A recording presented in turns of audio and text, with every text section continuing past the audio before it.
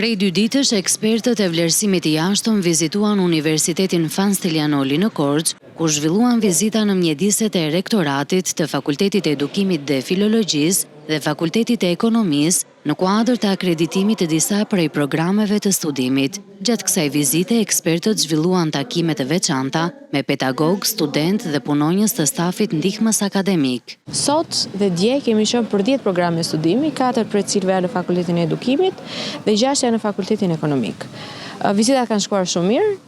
Ekspertët kanë mbetur të kënaqur nga procesi që është zhvilluar deri tani, gjithashtu edhe nga materialet, dokumentacioni dhe informacioni që ne kemi marrë në kuadër të procesi akreditimi. Procesi akreditimit është një proces periodik. Aktualisht Universiteti i Korçës ka të akredituar 23 programe studimi dhe është në proces për këto 17 programe të tjera.